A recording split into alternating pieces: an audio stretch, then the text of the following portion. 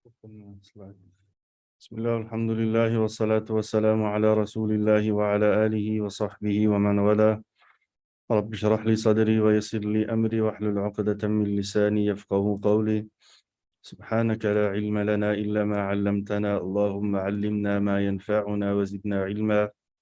يا مقلب القلوب ثبت قلوبنا على دينك، آمين يا رب العالمين. السلام عليكم ورحمة الله وبركاته. We praise and we thank Allah subhanahu wa ta'ala for allowing us to gather again so that we can acquire sacred knowledge. We ask Allah subhanahu wa ta'ala to reward us abundantly and to reward us abundantly for every second that is spent in this class, inshallah. So in our previous class, we basically finished the wudu step by step, and therefore we played the video wherein the wudu was demonstrated just so that you can join the dots and tie between the theoretical information and the practical application of this wudu. How exactly everything that we explained is done practically. Someone asked if there's sound to the video. There's no sound to the video. It was basically just the actions of the wudu. The dua after the wudu will be taught in a upcoming course, inshallah. So those of you that want to learn the dua of the wudu and many other duas, look out for that, inshallah. One of the things that I want to move on to now quickly before going to the ghusl is something that I feel is very beneficial. And this is because many a times when we look at the acts of worship that Allah subhanahu wa ta'ala has legislated for us, we look at it as though it's these actions that Allah subhanahu wa ta'ala expects from us, and we treat it as though it's a weight on your shoulders, as though you're carrying a mountain on your shoulders. And sometimes the reason why we feel like there's this big burden that awaits me 5 times a day that I need to get done with as soon as possible so that I can get back to my life, is because there's a disconnect between the actions that we perform and connecting spiritually to Allah subhanahu wa ta'ala through these actions.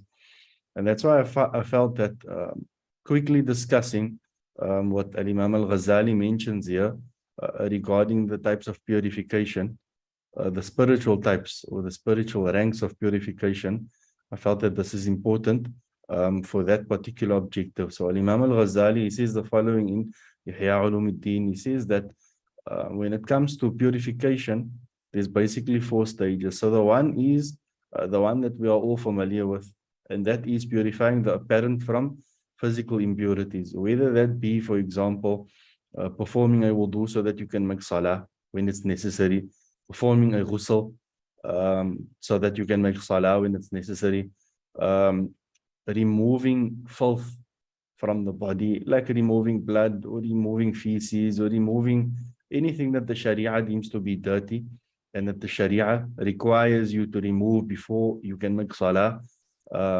performing istinja. These are all purifying oneself from physical impurities. The second stage that he mentions, however, is purifying the limbs from sin. And this is because even though the filth of sin cannot be seen, there's no doubt that sin is filth, and every limb that engages in sin is a limb that has become filthy. And these limbs cannot be purified except through tawbah and istighfar. And therefore, tawbah and istighfar would also be a means of purification. However, it would be a means of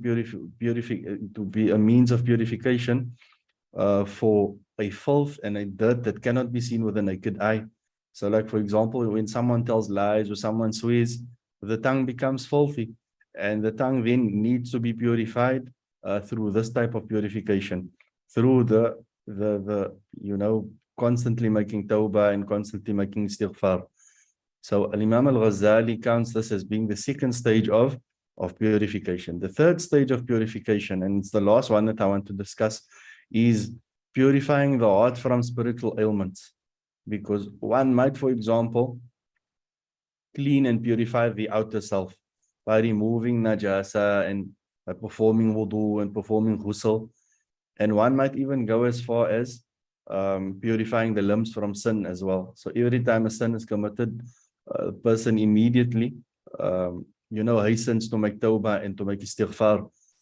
But the stage after that is also vital to understand that it's counted as pure part of purification. And it's important to understand that when Allah subhanahu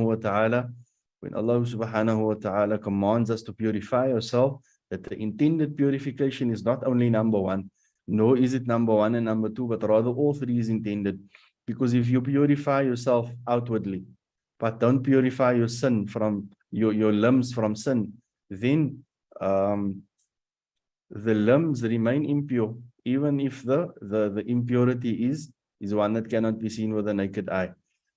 If, for example, you purify yourself outwardly and you purify your limbs from sin by making a lot of istighfar and tawbah, but don't monitor your heart from spiritual ailments, like, for example, jealousy, like, for example, arrogance, then what happens is, no matter how much you clean yourself outwardly and no matter how much istighfar and tawbah you make, you just find yourself in a cycle that keeps repeating itself. Because now what happens is, a person tells a lie, right? So now what happens is that we say that to clean the tongue from this lie, we need to make tawbah and istighfar. But if we don't get to the root of the problem, we don't get to why exactly this lie is being told. For example, the person is arrogant and feels that they are superior to others and cannot be seen as weak in the eyes of others. So this drives them to constantly tell lies.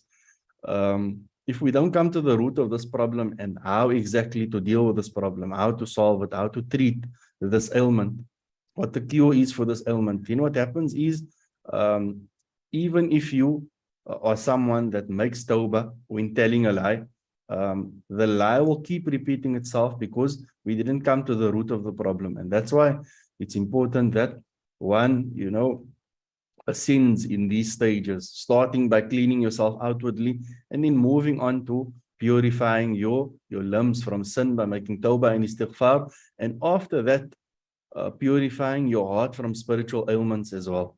And obviously, this should be done with a shaykh. You need someone that is firstly experienced and that has a relationship with Allah subhanahu wa ta'ala, that has enabled him and allowed him to deal with these type of ailments. What are the spiritual cures for things like someone that has a problem with lying, or someone that has a problem with looking down on others? What are the spiritual cures that one can use to cure these ailments? So Imam al-Ghazali explains that you need to take it one stage at a time. So you start by cleaning yourself outwardly, and once you feel like you have mastered that and your wudu and ghusl and the removal of najasa is where it needs to be, and it's entirely according to the Sunnah, you then move to purifying the limbs from sin. So obviously in the beginning, your istighfar that you make, when you start making istighfar and tawbah, won't be the same like the istighfar and tawbah that you make 6 months, 8 months down the line, because obviously as you go along, every time you make istighfar, you will find yourself more focused than what you were previously. You will find yourself closer to Allah subhanahu wa ta'ala than what you were the last time.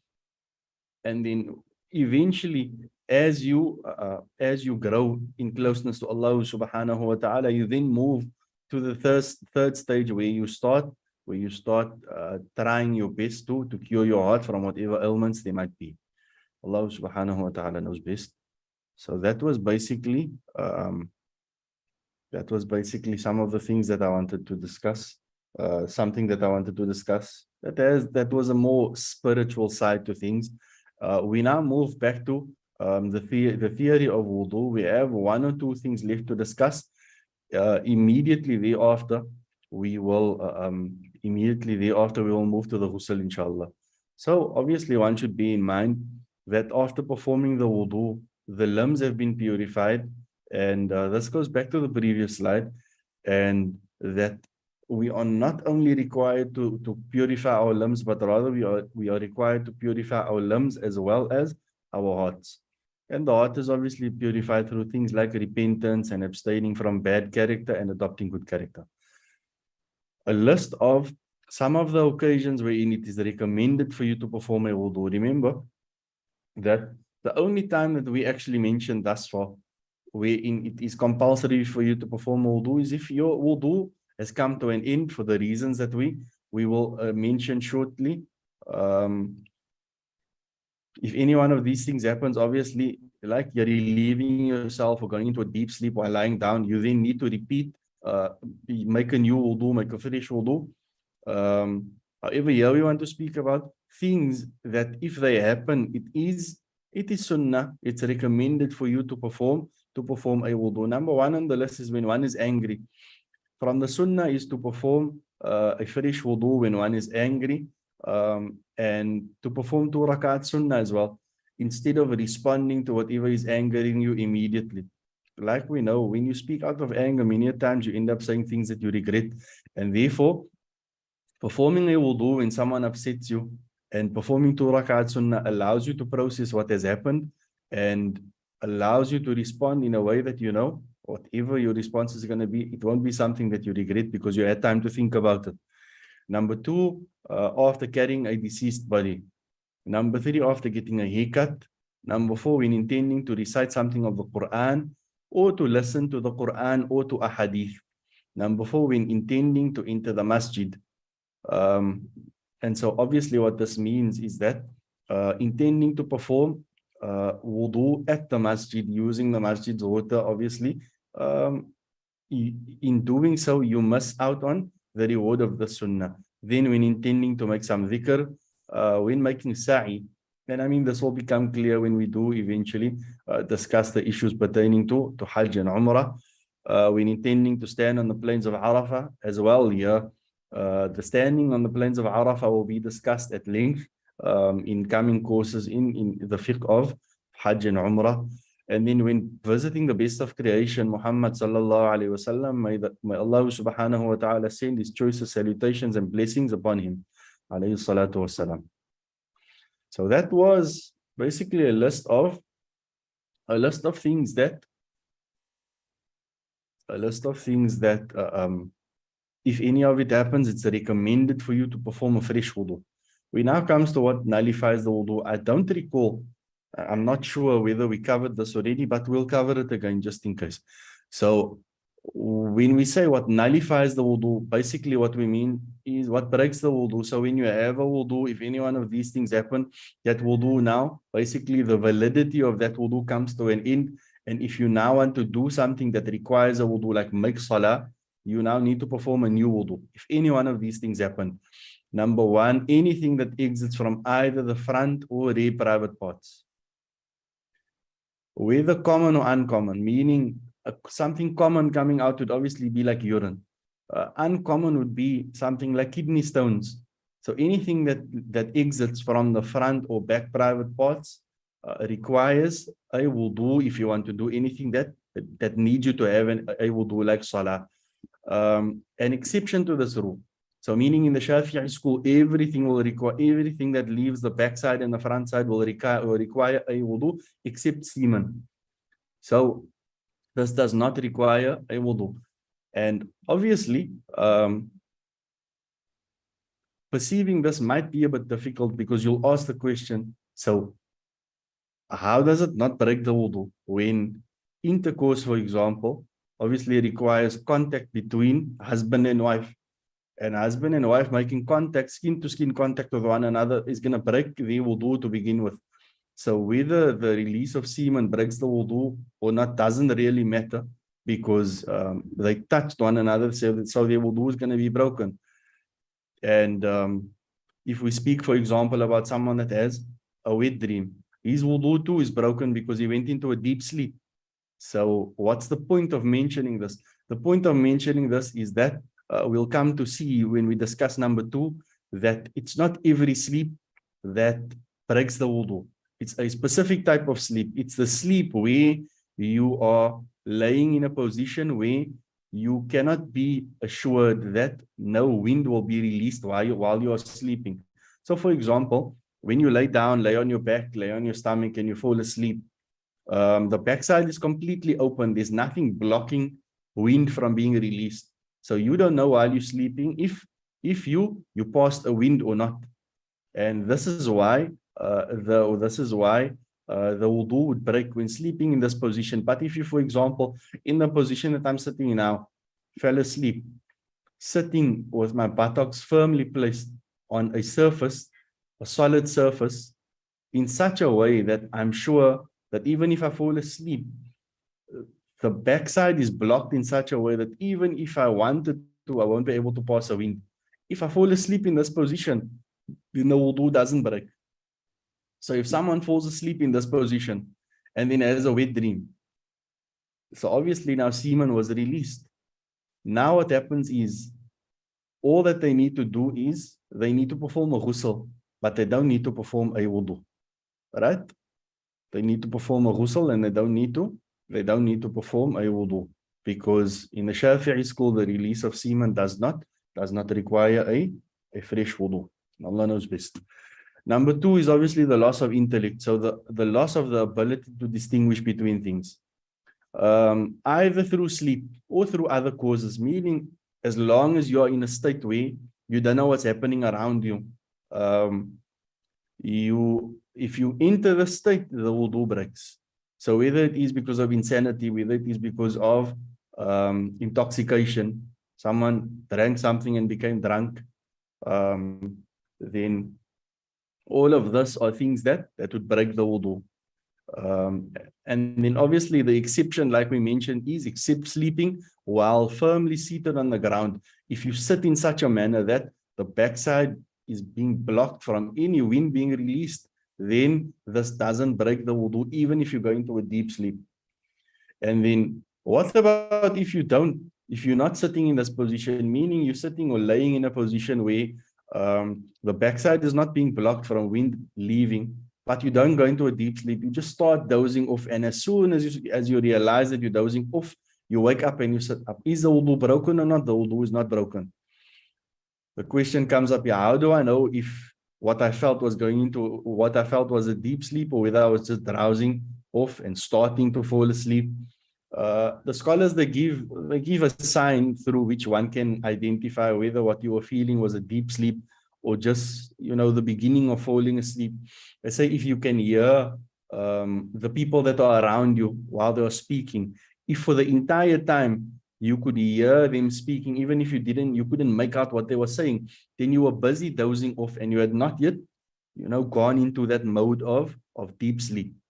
So even that busy dozing off and then quickly realizing that you're dozing off, so sitting up again, also doesn't break the wudu. So two things when it comes to sleeping that doesn't break the wudu. Firstly, sleeping while sitting in a position where there's no way that air can escape.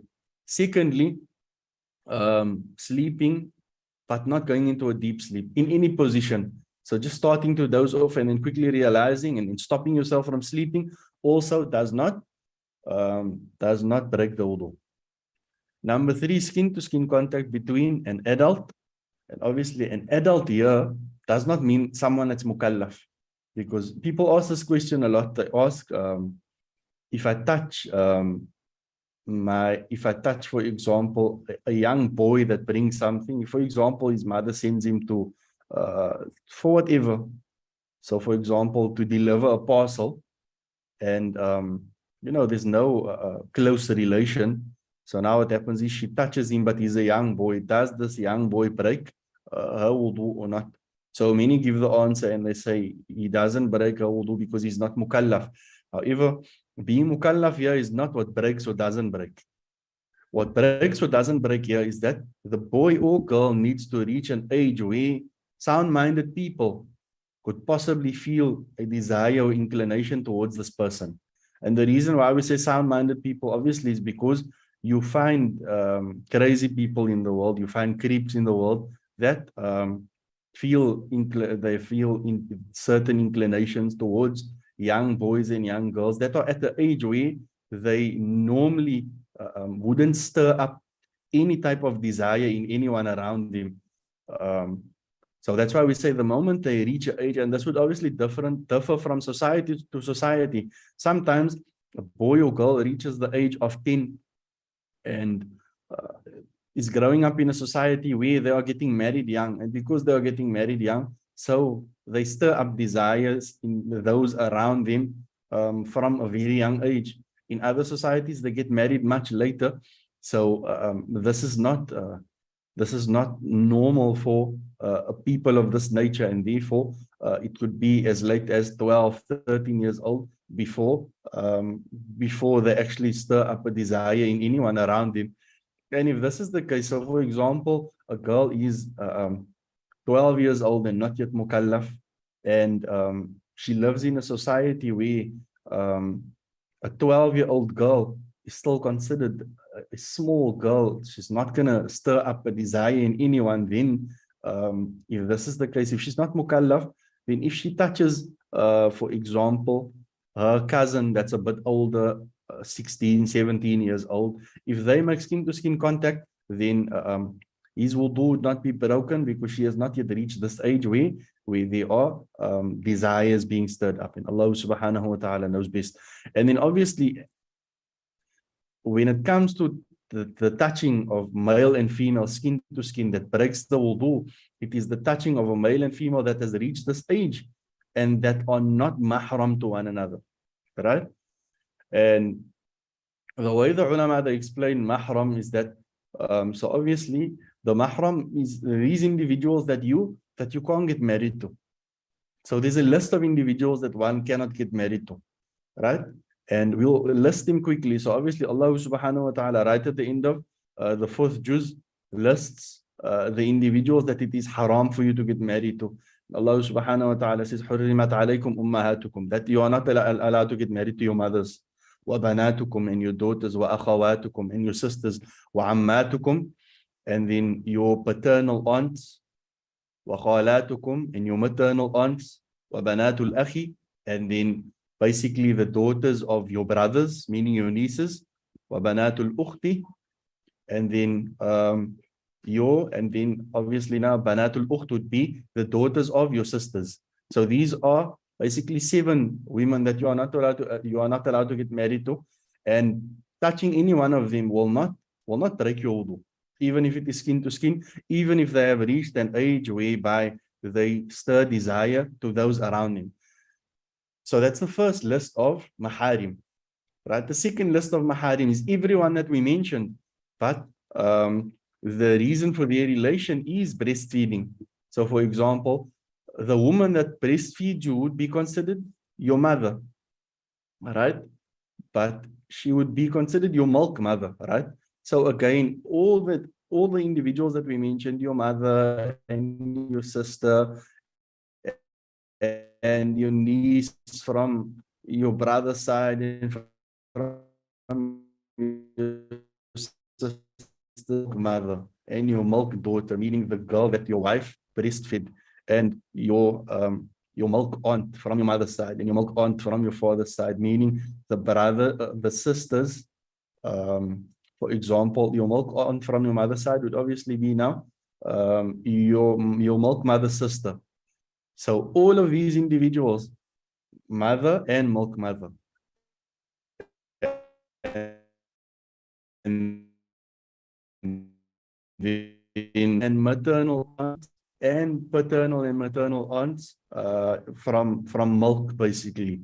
And then obviously you have your niece from your brother's side, from your sister's side, and then your milk niece. These are 2 categories of maharim. Firstly, through breastfeeding, and secondly through blood relation. There's another group of maharim, and it's what the fuqaha refer to as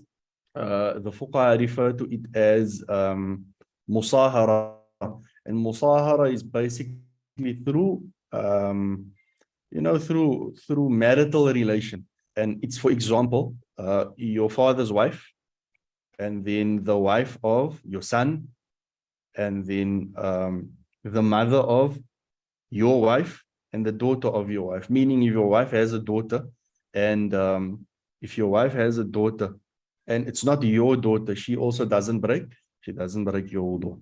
Allah subhanahu wa ta'ala knows. So all of these individuals, they would not break your wudu if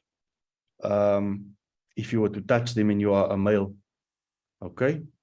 Right. So that's as far as the touching is concerned. And then obviously we said touching must be skin to skin, meaning that if he, for example, touches her on her hair and doesn't touch any of her skin, the wudu is not broken. If, for example, by mistake, he touches her on her arm, but she's wearing a thawb, something that prevents skin to skin contact, then this also doesn't count. The nails also doesn't count. It has to be skin to skin. Okay, so that covers that. And then obviously touching the private parts of a human being. And the reason why they say human being is obviously because if it's an animal, the private part of a cat, for example, for whatever reason, would not require a fresh wudu.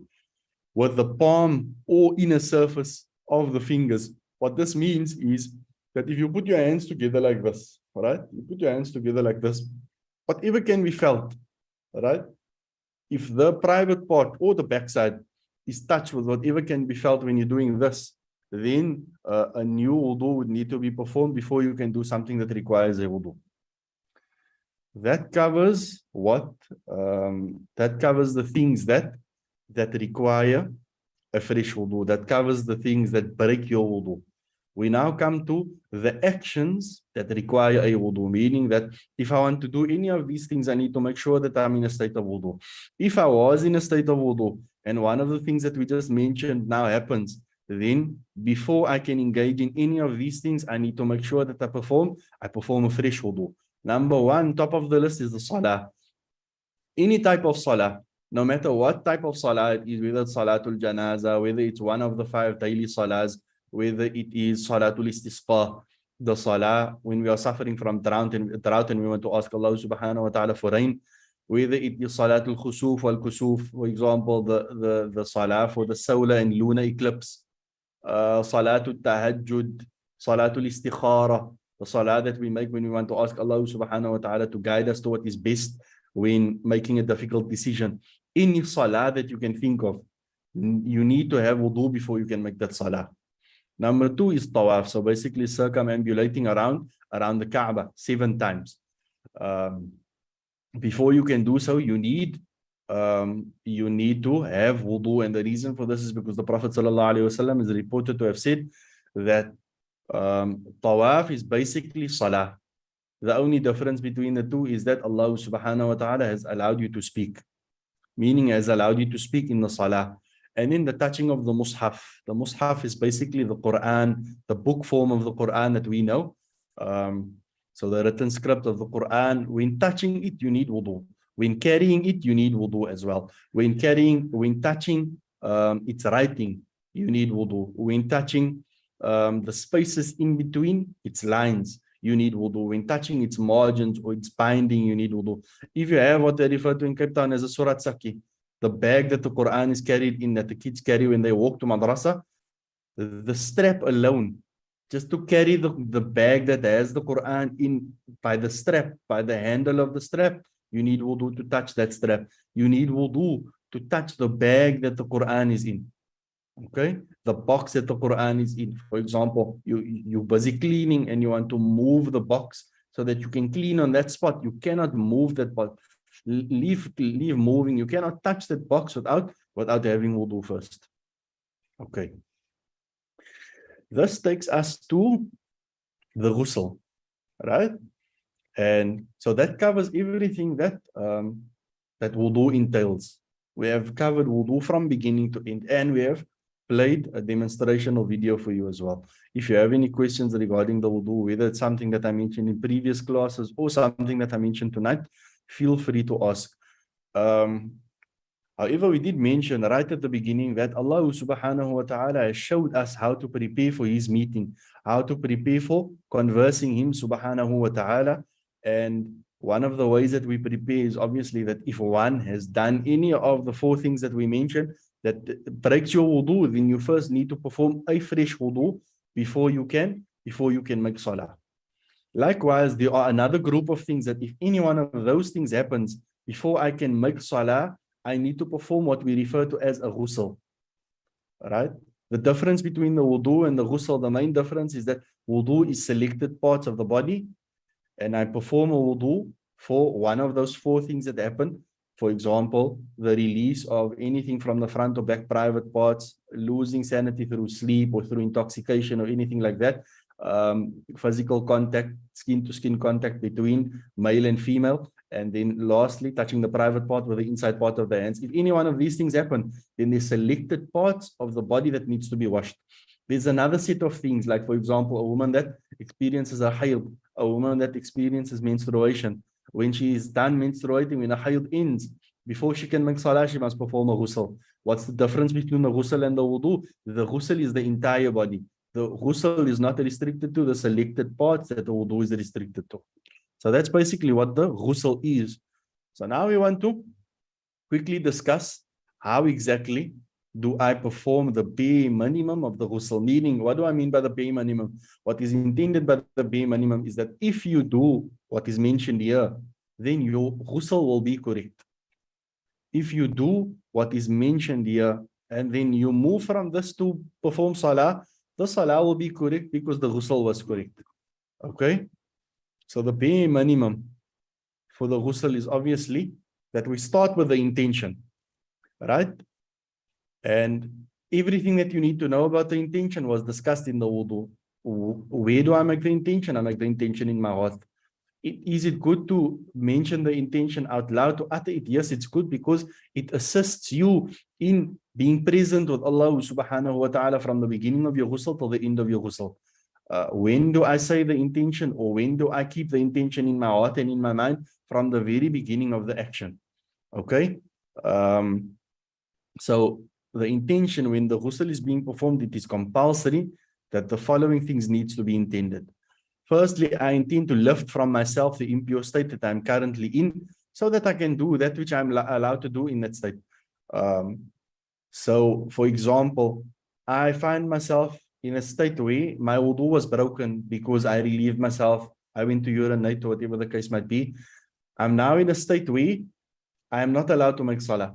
So, my intention is that I want to remove myself from this impure state that I'm in, and I want to replace myself in a pure state that allows me to make salah. That's my intention, that I want to lift the impurities and re-enter a pure state wherein I can make salah and wherein I can make tawaf and touch the Quran, etc., etc.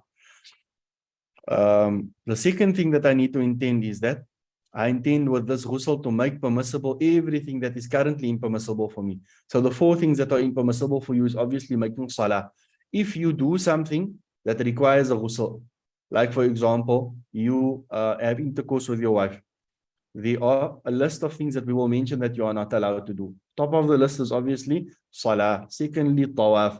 Thirdly, you are not allowed to touch the Quran. Fourthly, you are not allowed to carry the Quran. Fifthly, you are not allowed to recite the Quran, right? And then, and then there's some other things as well that we'll mention later on. But if any one of these things happen, right, then what is required from you is that you need to perform a ghusl. So when you intend the ghusl, firstly, you intend that I want to lift the state of impurity that I'm in, and I want to re-enter a state of purity that allows me to do all of these things. And then with the ghusl, I intend that this ghusl will make permissible for me all these things that are currently not permissible. If one wants to perform a ghusl, right, wants to perform a compulsory ghusl, and so now, obviously, the compulsory ghusl is the ghusl way that happens after one of these things that we are going to mention, after hayd, after menstruation, after nifas. Nifas is basically postpartum bleeding. You know, the woman bleeds after giving birth. When that bleeding comes to an end, she also needs to perform a ghusl, and this ghusl is compulsory. She cannot make salah until that ghusl is performed. When, for example, husband and wife has intercourse, both of them needs to perform a ghusl. When, for example, with the release of semen, also requires a ghusl before salah can be performed. when a woman gives birth, even if she doesn't bleed afterwards, she needs to perform a ghusl for giving birth. So if any one of these things happen, then it is compulsory, it's a must for you to perform a ghusl before you can make salah or before you can make tawaf or any of these things.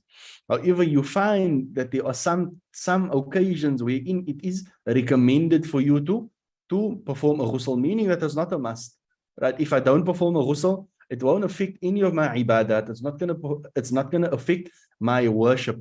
My salah won't be invalid because I didn't perform the wudu. But there's a lot of reward in performing the wudu in these instances because Rasulullah sallallahu alaihi wasallam would continuously and consistently perform wudu at these occasions. One of these occasions would be on the day of Jumu'ah. Another one of these occasions would be on the day of Eid, for example. So does not performing a ghusl affect the validity and the correctness of my Salatul Jumu'ah? No, it doesn't. But it is a big sunnah of the Prophet ﷺ, and therefore we are encouraged to do so. So the question now comes, when husband and wife has intercourse Thursday night, for example, and now Fajr time comes and he needs to perform a ghusl so that he can make Salatul Fajr. But now it's Friday as well and he wants to perform a ghusl for Jumu'ah. Does he have to perform one ghusl for Jumu'ah and a separate ghusl for removing himself from the state of impurity that he's in? No, he doesn't. He makes one ghusl and he intends that, oh Allah, through this ghusl that I'm making now, I intend to carry out the sunnah of the Prophet ﷺ for performing ghusl on a Yawm al-Jumu'ah, on a Friday, and then I intend to remove myself from the impure state that I'm in also with this one ghusl. As long as he intended both, then both will be achieved. If only one of the two is intended, then he will get whichever one of the two was intended. The intention should be made right at the beginning of the ghusl. Number two, covering the entire body with water, skin and hair. So here we don't have any exceptions. Remember how we said in the wudu that for the man, if he has a thick beard, and the thick beard being the beard where when you look at his face, you cannot see, meaning the one that he's speaking to, if this person looks at his face, they cannot see the skin beneath the hair of the beard. This is a thick beard. We said for the thick beard, all he needs to do is wash what can be seen with the naked eye, wash the outside part. We don't say this for the ghusl. For the ghusl, every part of the body must be washed, inside out, meaning the hair on the face must be washed, as well as the skin under the hair, whether it's a male or whether it's a female, whether the beard is thick or thin. So the entire body must be covered with water, skin and hair. If even one strand of hair was missed, or the water didn't reach certain parts of the body due to a barrier that prevented it, like gel, or like for example, one puts soap on their body, and then you intend to make a ghusl, and then with your ghusl, you rinse the body once, and the one time that you rinsed was the time that you were rinsing the soap off your body. That means that the soap was preventing the water from actually reaching your body. Also, that means that the water came into contact with soap before it could lift your state of impurity, your impure state, and therefore the ghusl will be incomplete. For example, a man has gel on his hair and rinses the head once. That one time was just enough to remove the gel. It wasn't enough for the water to reach the hair after the gel was removed, and therefore the ghusl will also be incomplete. Pay careful attention to the following. Gargling the mouth and rinsing the nose is not compulsory in the ghusl. The reason for this is because, yes, we said that the water must reach the entire body, skin and hair. But the outside of the body is what is intended. When we say the entire body, skin and hair, it's everything that can be seen with the naked eye. And therefore, you don't need to rinse the inside of your mouth, nor do you need to, or you don't need to gargle the inside of your mouth, nor do you need to rinse the inside of your nose, because this is counted as the inside of the body and not the outside. Then obviously, plaits will need to be removed if one cannot assure that the water will cover all the hair completely, meaning that if a woman has plaits, and she needs to demonstrate at least once, if she performs a ghusl and washes the hair, like puts the shower head over her hair entirely, And then she needs to untie the plaits at least once so that she can see if these strands of hair that the water is not reaching when she's doing so. If she sees that, look, after I untie my hair, my entire head is wet. There's not a single area that's dry. Then for future references, she can perform a ghusl now without having to untie the plaits. However, if she sees that the water doesn't reach everywhere, that there's strands of hair that's dry, then what needs to happen is that every single time she performs a ghusl, the plaits must be untied. And then we need to be sure, obviously, now that we wash what can be seen of the ear canal, as well as the anus, because this is also counted as part of the outer part of the body. We have time for? No, we have time. The recommended way of performing the ghusl. So now that we know that the only thing that's really required from me to perform a ghusl, in order for the ghusl to be correct, is that I must perform I must have an intention to remove myself from the impure state that I'm in, and I must also make sure that the water reaches my entire body, skin and hair. If I do this, the ghusl is complete. Now the question poses itself: if this is the bare minimum, how do I perform a complete ghusl? How do I perform a ghusl that's in line with the Sunnah? This is what we're going to explain here. So obviously there will be added things here. The added things, everything that is added here that wasn't mentioned in the bare minimum, will add value to your ghusl. So we should try to, when performing the ghusl, to perform it in this manner. Obviously, the first thing would be to stand while performing the ghusl and not to sit down. Secondly, to face the Qibla.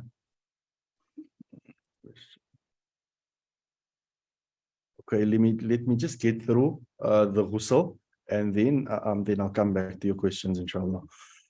Firstly, stand while performing the ghusl. Number two, facing the Qibla if possible. Number three would be to perform a ghusl from intercourse or from a wet dream. One should urinate before performing a ghusl as to release whatever semen possibly remains. And this is because this would obviously now be because if you are going to perform the ghusl without urinating, and then after performing the ghusl you release semen again for whatever reason, then another ghusl will need to be performed. And that is why the scholars, they recommend that if the ghusl is because of intercourse or because of a wet dream, then one should urinate before performing the ghusl.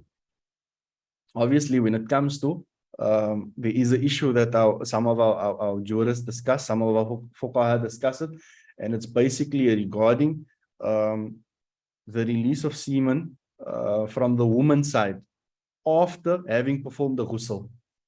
So this is not as straightforward as a male, because in the male's case, obviously he releases semen at the time of intercourse and then he performs a ghusl, thereafter, if anything comes out after that again, he must perform a fresh ghusl, because there's no doubt that it's his, right? But when it comes to the woman, right, here the scholars, they say that we need to look at, obviously, at this woman and whether or not she basically reached her peak. Sensitive talk, but it's things that needs to be said, because the correctness of our salah depends on it. So we just need to put the sensitivity one side and just try to understand the way the issue works.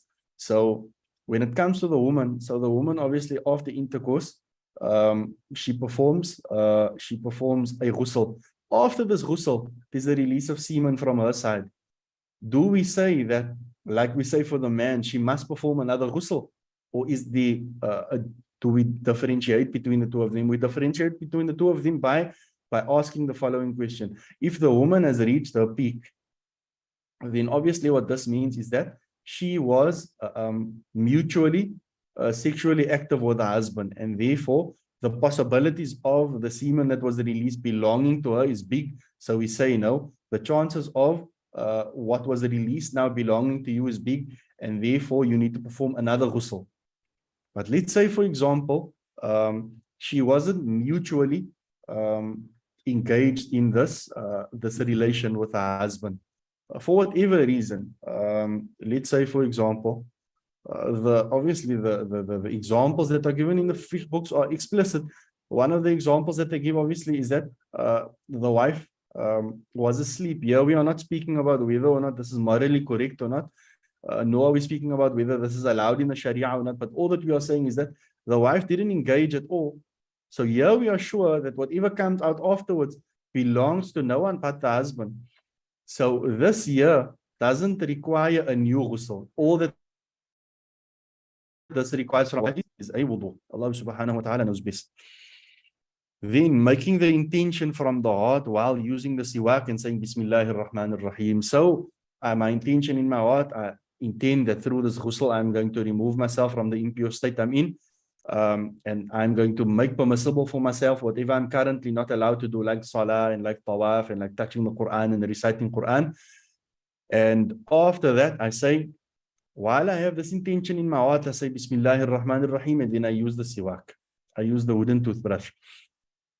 Remove the filth from the body if need be. If there's any dirt on the body, then this should be removed before the ghusl is performed.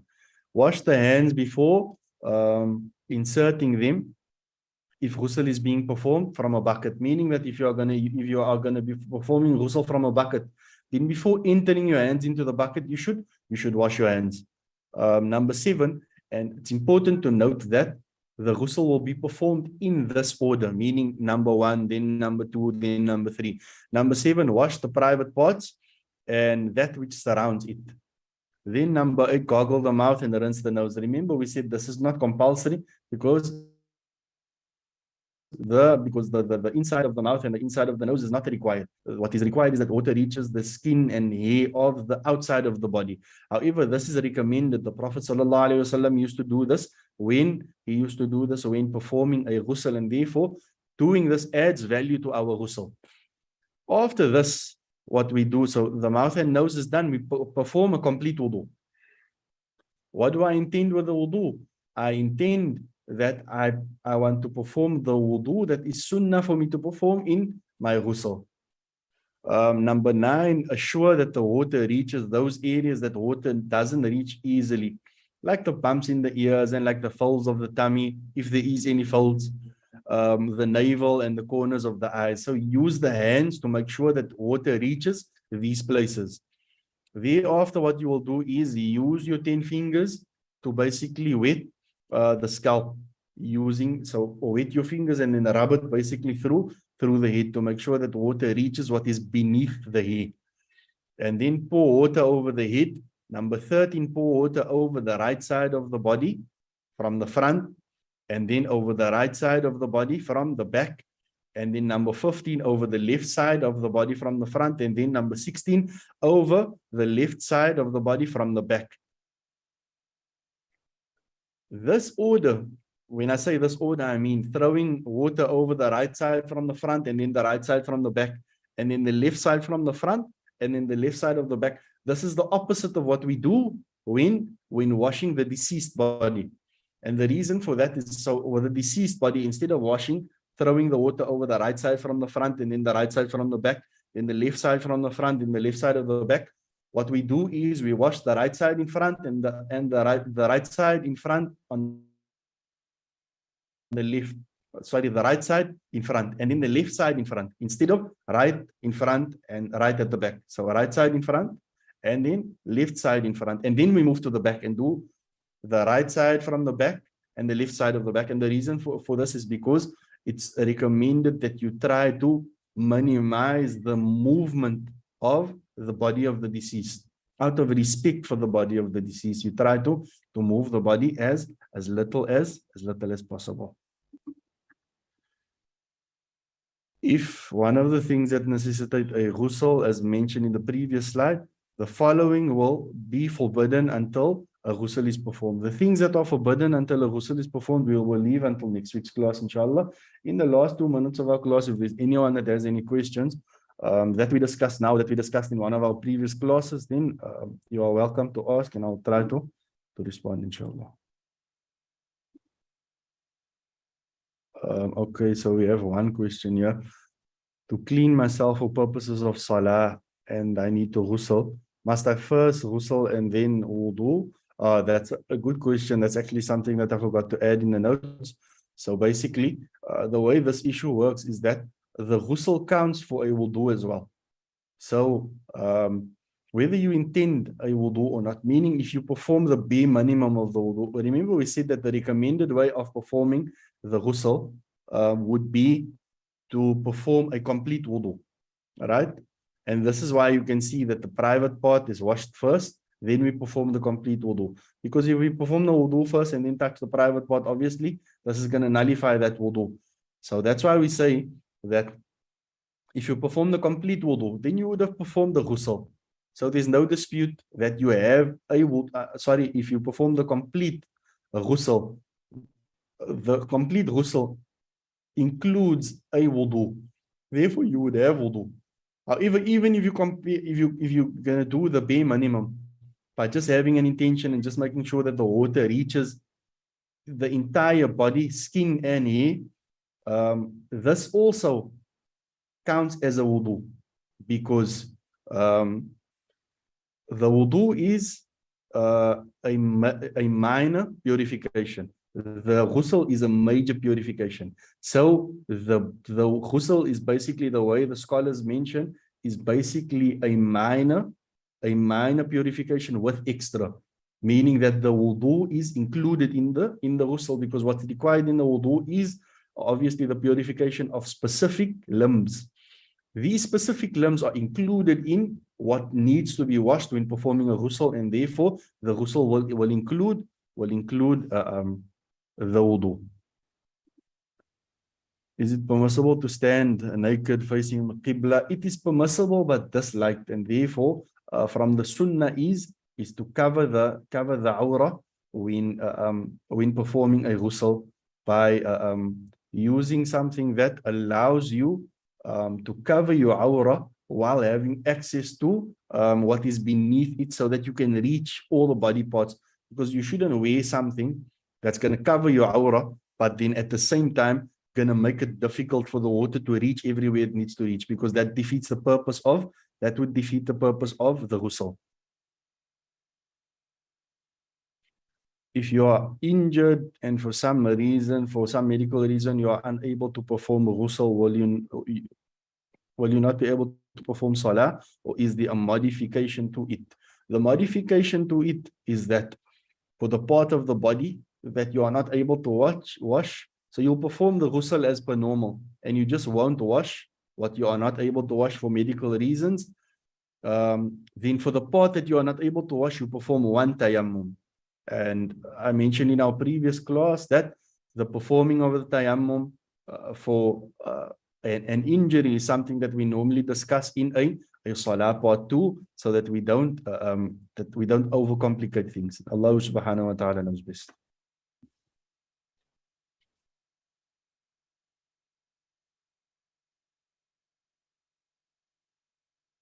Okay, that's all questions we have time for tonight, inshallah. We hope that the class was beneficial. May Allah subhanahu wa ta'ala allow us all to benefit from what was mentioned tonight. We see everyone next week, inshallah.